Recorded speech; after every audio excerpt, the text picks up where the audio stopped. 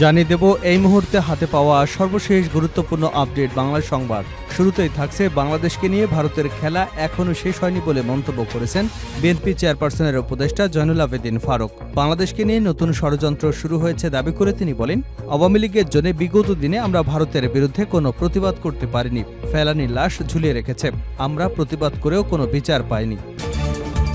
এবারে জানাবো অন্তর্বর্তী সরকারের আইন, বিচার এবং সংসদ বিষয়ক উপদেষ্টা ডক্টর আসিফ নজরুল বলেছেন, আমার কথা বলে চাঁদা, অবৈধ সুবিধা আদায় বা কাউকে হুমকি দেবার মতো কাজ করলে এদের ধরে পুলিশের হাতে তুলে দেবেন, মামলা করবেন।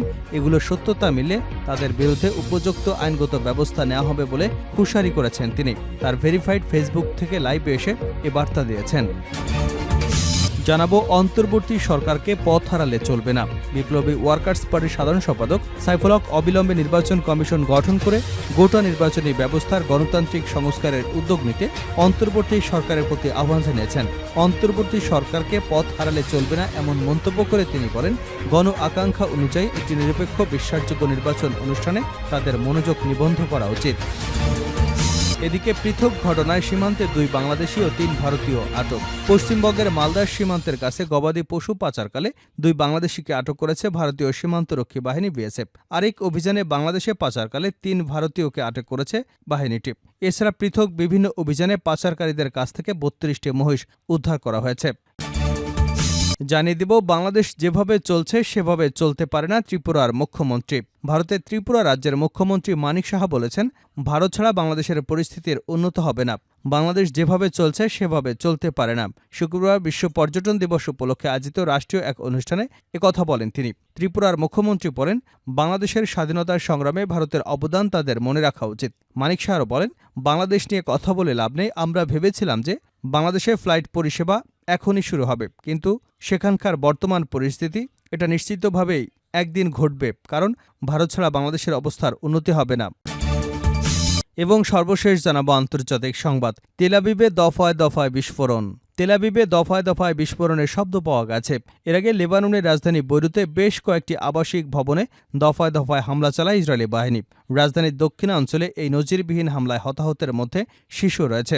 এতক্ষণ শিরোনাম শুনছিলেন, এবার বিস্তারিত। প্রিয় দর্শক, আপনি যদি এই চ্যানেলে নতুন হয়ে থাকেন, ভিডিওটি দেখতে দেখতে চ্যানেলটি সাবস্ক্রাইব করে আমাদের সঙ্গে থাকুন। আর এই ভিডিও সম্পর্কে আপনি আপনার মূল্যবান মতামতটি কমেন্ট বক্সে জানিয়ে দিন। আর হ্যাঁ প্রিয় দর্শক, জানিয়ে দিন ভিডিওটি কোথা থেকে দেখছেন। বাংলাদেশকে নিয়ে ভারতের খেলা শেষ হয়নি ফারুক। বাংলাদেশকে নিয়ে ভারতের খেলা এখনও শেষ হয়নি বলে মন্তব্য করেছেন বিএনপির চেয়ারপারসনের উপদেষ্টা জয়নুল আবেদিন ফারুক। বাংলাদেশকে নিয়ে নতুন ষড়যন্ত্র শুরু হয়েছে দাবি করে তিনি বলেন, আওয়ামী লীগের জন্য বিগত দিনে আমরা ভারতের বিরুদ্ধে কোনো প্রতিবাদ করতে পারিনি। ফেলানির লাশ ঝুলিয়ে রেখেছে, আমরা প্রতিবাদ করে কোনো বিচার পাইনি। শনিবার রাজধানীর নয়াপল্টনে ফেনী সমিতির মিলনায়তনে বৈষম্য বিরোধী ছাত্র আন্দোলনে নিহত শহীদদের স্মরণে আলোচনা সভা ও দোয়া মাহফিলে তিনি এসব কথা বলেন।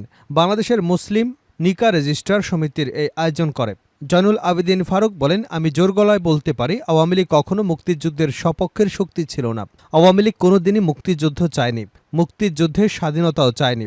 শেখ মুজিবুর রহমান ইয়াহিয়ার সাথে ভুট্টোর সাথে আলোচনা করে পাকিস্তানের প্রধানমন্ত্রী হতে চেয়েছিলেন। তিনি বলেন, সেই ভারত বাংলাদেশের স্বাধীনতা যুদ্ধের সহযোগিতা করেছে, আমাদেরকে আশ্রয় দিয়েছে বলে পিণ্ডের জিঞ্জিরা ভেঙে কি দিল্লির জিঞ্জিরে আবদ্ধ হওয়ার জন্যে? প্রধান উপদেষ্টা ডক্টর মোহাম্মদ ইউনূসকে উদ্দেশ্য করে বিএনপির এই নেতা বলেন, আপনার কাছে আমাদের অনেক প্রত্যাশা পূরণের আগে আমরা জানি আপনাকে সব জঞ্জাল মুক্ত একটা বাংলাদেশ গড়ে তুলতে হবে। জানি সময় লাগবে, সেই সময় বিএনপি আপনাদেরকে দিতে চায়, অবশ্যই দেবে। সেই সময়টুকু কতটুকু হবে সেটি নির্ধারণ করবেন আপনি এবং রাজনৈতিক দলগুলো, যারা হাসিনাকে পদত্যাগে বাধ্য করেছেন। বিরোধী দলীয় সাবেক এই চিফ হুইপ বলেন, হাসিনার প্রেতাত্মারা বিভিন্ন জায়গায় এখনও বসে আছে। আওয়ামী লীগের প্রেতাত্মারা আপনার সঙ্গে যেন বেশি দিন না থাকে সে বিষয়ে আপনার লক্ষ্য রাখতে হবে।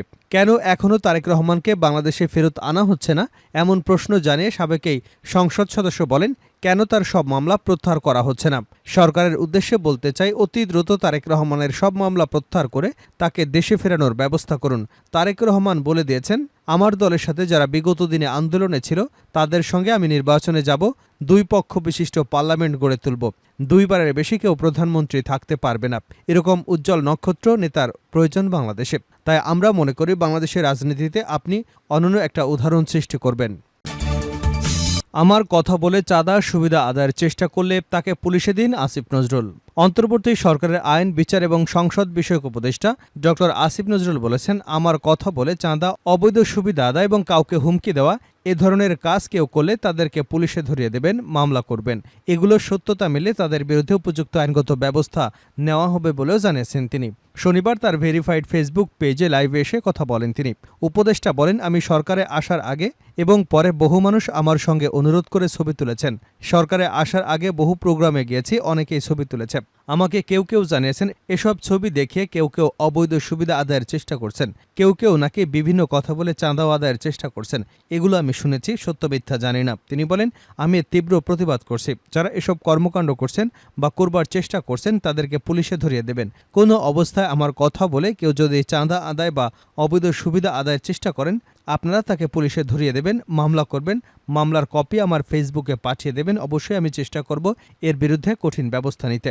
আসিফ নজরুল বলেন, আমি বা আমার সরকারের কেউ কোনো রকম অবৈধ কাজের প্রশ্রয় দেবে না। এসব কাজ যারা করবার চেষ্টা করছেন বা করছেন তাদের আমি কঠোরভাবে হুঁশিয়ারি জানাচ্ছি, বাংলাদেশের মানুষের সঙ্গে কোনো রকম অন্যায় করবেন না, আমাদের কারো নাম ব্যবহার করবেন না। আইন উপদেষ্টা বলেন, আমাদের নামে কোনো রকম চাঁদাবাজি, অবৈধ সুবিধা আদায়, কাউকে কোনো রকম হুমকি দেওয়া এসব থেকে বিরত থাকুন। আমরা জানতে পারলে উপযুক্ত আইনগত ব্যবস্থা গ্রহণ করা হবে। অন্তর্বর্তী সরকারকে পথ হারালে চলবে না, সাইফুল হক। বিপ্লবী ওয়ার্কার্স পার্টির সাধারণ সম্পাদক সাইফুল হক অবিলম্বে নির্বাচন কমিশন গঠন করে গোটা নির্বাচনী ব্যবস্থার গণতান্ত্রিক সংস্কারের উদ্যোগ নিতে অন্তর্বর্তী সরকারের প্রতি আহ্বান জানিয়েছেন। অন্তর্বর্তী সরকারকে পথ হারালে চলবে না এমন মন্তব্য করে তিনি বলেন, গণ আকাঙ্ক্ষা অনুযায়ী একটি নিরপেক্ষ বিশ্বাসযোগ্য নির্বাচন অনুষ্ঠানে তাদের মনোযোগ নিবন্ধ করা প্রয়োজন। তিনি বলেন, অন্তর্বর্তী সরকারকে ছাত্র শ্রমিক জনতার গণঅভ্যুত্থানের সম্মিলিত ঐক্যকে ধরে রাখা দরকার। এই গণঅভ্যুত্থান ছাত্র শ্রমিক সহ আপামর জনসাধারণের, এককভাবে কারো এই অভ্যুত্থানের কৃতিত্ব দাবি করা সমীচীন। বিরোধী রাজনৈতিক দলসমূহের দীর্ঘ ১৬ বছরের লড়াই সংগ্রামের জমিনেই এই অভ্যুত্থান সংগঠিত হয়েছে। গণঅভ্যুত্থান ছিল আওয়ামী ফ্যাসিবাদী দুঃশাসনের বিরুদ্ধে দেশের কোটি কোটি মানুষের সীমাহীন পুঞ্জীভূত ক্ষোভের বহিঃপ্রকাশ। তিনি আরও বলেন, জুলাই অগাস্টের গণঅভ্যুত্থান বাংলাদেশের রাষ্ট্র রাজনীতির মোড় পরিবর্তনের এক ঐতিহাসিক সম্ভাবনার দুয়ার খুলে দিয়েছে। রাজনৈতিক দলসমূহকে গণঅভ্যুত্থানের এই আকাঙ্ক্ষা ধারণ করতে হবে। রাজনীতির নামে পুরনো জমানো দখলদারিত্বের কর্তৃত্ববাদী শাসনে ফিরে যাওয়ার কোনো অবকাশ নেই। সাইফুল হক আরও বলেন, গণঅভ্যুত্থানের সত্যিকারের পরিবর্তনের যে আকাঙ্ক্ষা উঠে এসেছে তাকে বাস্তবায়িত করতে হবে। এই ঐক্য বিনষ্ট বা প্রশ্নবিদ্ধ হলে গণঅভ্যুত্থানের গৌরব ও মর্যাদা প্রশ্নবিদ্ধ হবে। তিনি বলেন, অন্তর্বর্তী সরকারকে পথ হারালে চলবে না, তাদের কোনো বিতর্কিত পদক্ষেপ গ্রহণের কোনো সুযোগ নেই। বিপ্লবী ওয়ার্কার্স পার্টির এই সাধারণ সম্পাদক অন্তর্বর্তী সরকারকে রাজনৈতিক দল এবং গুরুত্বপূর্ণ অংশীজনের সঙ্গে পরামর্শ করে সংস্কারের আশু পদক্ষেপসমূহ নির্ধারণের আহ্বান জানান। শেষ করছে আন্তর্জাতিক সংবাদ দিয়ে। তেল আবিবে দফায় দফায় বিস্ফোরণ। তেল আবিবে দফায় দফায় বিস্ফোরণের শব্দ পাওয়া গেছে। এর আগে লেবাননের রাজধানী বৈরুতে বেশ কয়েকটি আবাসিক ভবনে দফায় দফায় হামলা চালায় ইসরায়েলি বাহিনী। রাজধানীর দক্ষিণাঞ্চলে এই নজিরবিহীন হামলায় হতাহতের মধ্যে শিশু রয়েছে। লেবাননে হামলার পরে পাল্টা হামলা হিসেবে তেল আবিবের বিভিন্ন স্থানে দফায় দফায় হামলা চালানো হয়েছে বলে ধারণা করা হচ্ছে। লেবানন থেকে মধ্য ইসরায়েলের দিকে ছোড়া একটি ক্ষেপণাস্ত্র খোলা জায়গায় গিয়ে পড়েছে বলে ইসরায়েলি সেনাবাহিনী জানিয়েছে। পরিস্থিতি পর্যবেক্ষণ করা হচ্ছে বলেও জানিয়েছে তারা। বিশ্ব নেতাদের যুদ্ধবিরতির চুক্তির আহ্বানে সাড়া না দিয়ে লেবাননে অব্যাহত প্রাণঘাতী হামলা চালিয়ে যাচ্ছে ইসরায়েলি বাহিনী। এতে গত সোমবারের পর লেবাননে ৭ শতাধিক নিহত হয়েছে। এদিকে গত ৭ অক্টোবরের পর থেকে গাজায় চালানো হামলায় ৪১,৫৩৪ ফিলিস্তিনি নিহত হয়েছেন। আহত হয়েছেন ৯৬,০৯২ জন। এমন পরিস্থিতিতে বিশ্বের বিভিন্ন দেশেই নিজেদের নাগরিকদের লেবানন ছাড়ার আহ্বান জানিয়েছে। এবার সে তালিকায় যুক্ত হয়েছে জাপানও। জাপানের গণমাধ্যমের খবরে বলা হয়েছে, জর্ডানের একটি সামরিক প্লেন ওঠানোর পরিকল্পনা করছে জাপানের জনগণ। সেখান থেকে লেবাননে আটকে পড়াদের নিয়ে আসা হবে। এর আগে হিজবুল্লাহ এবং ইসরায়েলের মধ্যে সংঘাত বন্ধে ২১ দিনের যুদ্ধবিরতির প্রস্তাব দেয় দেশটির পশ্চিমা ও আরব মিত্ররা। তবে তা প্রত্যাখ্যান করে তেল আবিবে হিজবুল্লাহর অবস্থান লক্ষ্য করে সর্বশক্তি দিয়ে হামলা চালানোর নির্দেশ দেয় ইসরায়েলের যুদ্ধবাজ প্রধানমন্ত্রী বেঞ্জামিন নেতানিয়াহু। নেতানিয়াহুর এক্স অ্যাকাউন্টে পোস্ট করা এক বিবৃতিতে বলা হয়েছে, যুদ্ধবিরতির খবর সত্য নয়। এদিকে নেতানিয়াহুর দপ্তর বলছে, যুদ্ধবিরতির এই প্রস্তাব যুক্তরাষ্ট্র ও ফ্রান্সের। প্রধানমন্ত্রী এটি এখন পর্যন্ত দেখেননি, কোনো জবাবও দেননি। ইসরায়েলি বাহিনীগুলোকে দেওয়া পরিকল্পনা অনুযায়ী সর্বশক্তি দিয়ে লড়াই চালিয়ে যাওয়ার নির্দেশনা দিয়েছেন তিনি।